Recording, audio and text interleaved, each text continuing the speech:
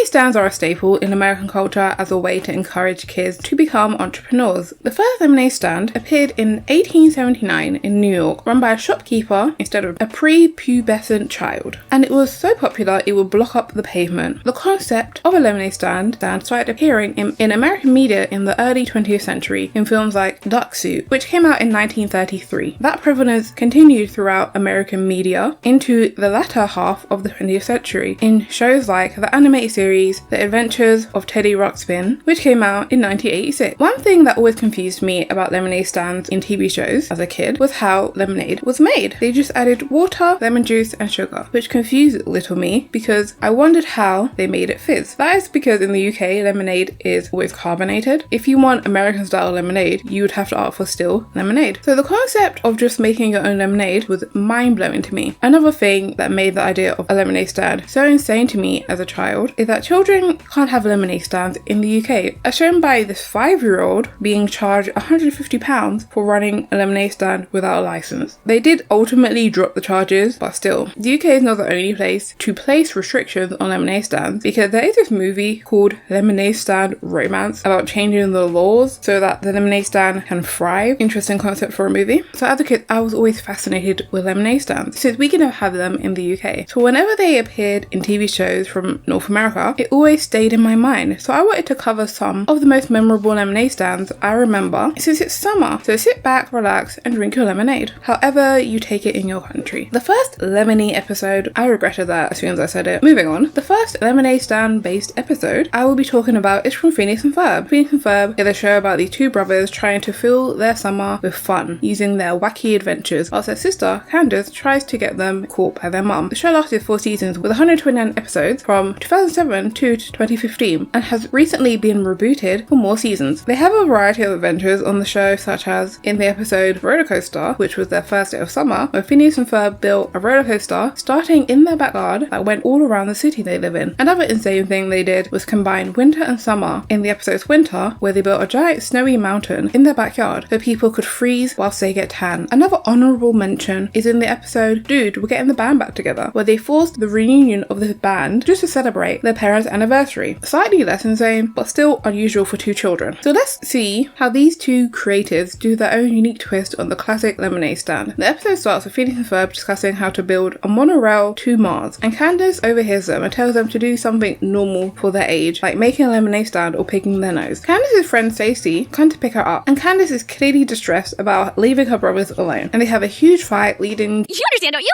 No, I don't understand. We've been planning this for like 3 weeks. It's like 4 months in teenager years. ...to the door being slammed. Candace later hears a commotion and storms outside to stop her brothers' dangerous antics, but they are just running what seems like a regular lemonade stand, and Candace decides she is having a day off from trying to bust her brothers and goes to the mall. Finally acting like normal mediocre kids doing normal mediocre stuff. Thanks for giving me the day off. Somehow she missed the lemonade making robot in their back garden. Whilst Candace realizes she only has 2 friends, Jeremy, Stacy, Jenny, Mom, Jeremy, Stacy, Jenny, Mom. How can I only have 4 friends? And one of them's my mom. Phineas and Ferb are opening lemonade stores around the city. Here we see Candace moping that she no longer has a best friend, while Phineas and Ferb are building a lemonade empire. She finally comes to the realization she needs to apologize to Stacey, then also notices the lemonade stores that surround her, like they're an attacking army. On the other side of Danville, Perry the Platypus and Doof fight, and it blows up his machine, which just happened to be a paper cut maker, which somehow cuts the finger of the robot. That makes as much sense as a crime-fighting platypus or 2 10-year-olds building a giant robot. Like, how much pocket money do they get to afford the material for this? They must be into stock. Candace chooses to hang with Stacey over busting her brothers. Oh, it's nice to see Candace enjoying herself for a change.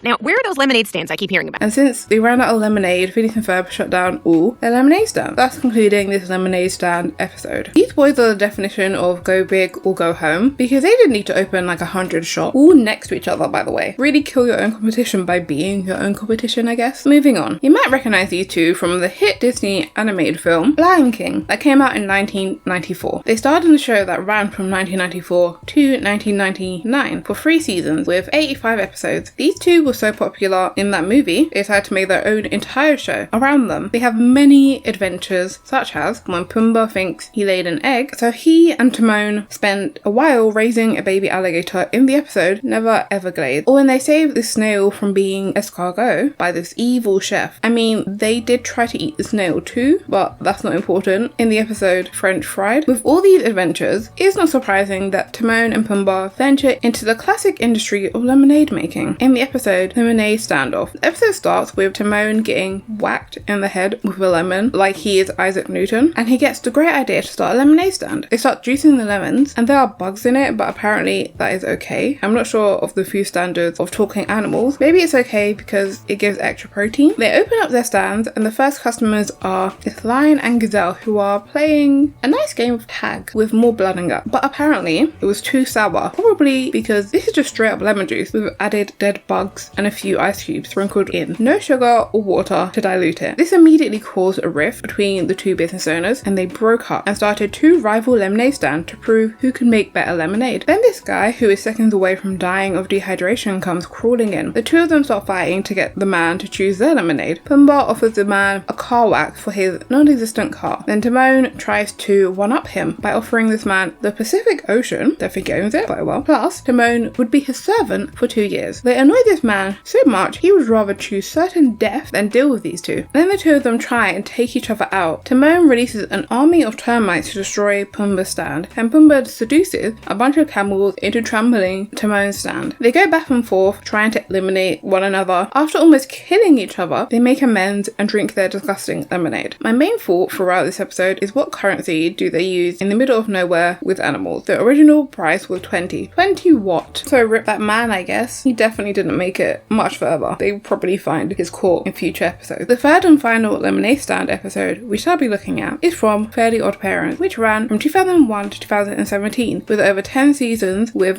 172 episodes. This show was so popular they even brought it back in Fairly Odd Parents A New Wish, so it's not surprising that such a staple in so many childhoods around the globe also dipped its toe in the world of a lemonade stand. Pun 100% intended. For the small percentage of you that have never watched The Fairly Odd Parents, it is about this 10-year-old called Timmy Turner who has a miserable life. His parents neglect him and he has a cruel babysitter and an insane teacher. In this world, to balance out the cruelty of everything, the universe gives miserable kids fairy godparents who are there to grant a kid's every wish within the rules to make the kid's awful life more bearable. This episode of Fairly Odd Parents is probably one of the most memorable episodes, alongside the one episode of Poof being born in Fairly Odd Baby, the shiny teeth episode, which definitely gave some children a fear of the dentist. There was Channel Chaser, where we got to see Timmy Turner in Dragon Ball's Tom and Jerry and The Simpsons, and obviously Timmy Power Hour, which is probably one of the most iconic crossovers ever. The Lemonade Stand episode is called Nectar of the Odd. It has firmly stayed in my mind for over a decade now, so I will just remind you of the plot. The episode starts with Timmy and his friends watching the TV and learning about Crash Nebula on Ice, and they want to get tickets, and Timmy promises his friends he can get them tickets, so they leave it up to him. He goes to ask Cosmo and Wanda, but they have gone fishing. Then the TV Chet You Betcha announces, "This just in. I lied! There are actually no tickets left for Crash Nebula on Ice."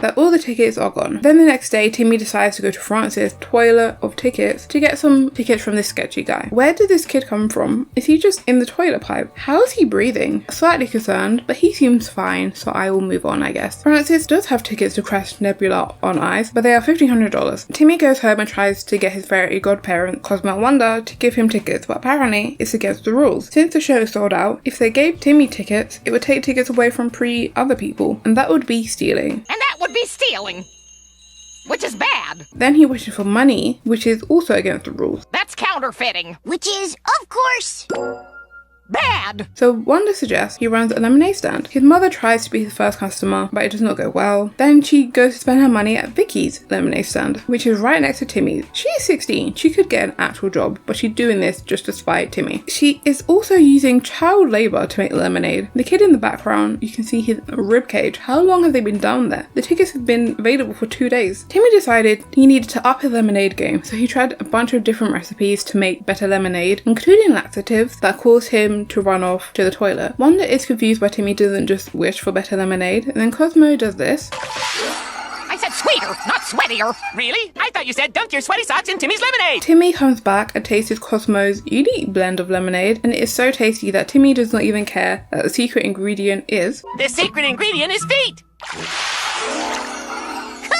He goes to give a sample to his friends, and AJ said it is so good he wishes everyone knew about it. Then Chet You Betcha, the news anchor's van, breaks down right next to Timmy's lemonade stand. He tastes it and tells everyone in their town to come try it. And for some reason, people's wishes keep coming true every time they drink the lemonade. But Timmy is making so much money he doesn't notice until his dad got a cup and wished he didn't have to go back to work so he could drink the lemonade all day. Then a giant monster eats his office, so he's free for the day. All of a sudden, dozens of other wishes start coming true, including this. Timmy decides to squeeze the last drop of sweat out of Cosmo after making him bike all day to make the lemonade, and makes one final glass and starts going around undoing all the wishes and getting rid of all the money he made. One of the kids from Vicky's dungeon crawl out, and Timmy gives him last drop of the wish granting lemonade, and he wishes for his dad, who just happens to be the richest man in town. Doug Dimmadome, the owner of the Dimsdale Dimmadome. That's right, Doug Dimmadome, owner of the Dimsdale Dimmadome. And as an act of kindness for finding his son, Timmy and his friends get to see Crash Nebula on ice. As lemonade servers, we love a full circle moment. I could not in good conscience make an entire video about lemonade stands and not mention the most iconic mention of it in the history of existence, which is the duck song. I feel everyone should know of this song as a rite of passage on the internet. Everyone needs to see this man grow in frustration over this little duck. It's iconic. Now that I've strolled down memory lane of the lemonade stand themed episodes, what I learned from this video is lemonade stands are not very profitable. Phineas and Ferb gave their lemonade away for free. Timon and Pumbaa don't have currency. Timmy ended up giving all his money away at the end of the episode. And in the duck song, I'm pretty sure he lost money by the end of the video by buying this guy grapes. The only thing a lemonade stand seems to get you is heat stroke and stress. So after careful consideration, I should not be opening a lemonade stand this summer. So to make money, I will follow the lead of successful business owners in fiction, such as Grunkle Stan, who taught me to scam tourists, and Mr. Krabs, who taught me to exploit and or sell my workers. Great role models. That will be all. Tell me of any lemonade stand themed episodes you can think of down in the comments below. Like, subscribe, goodbye.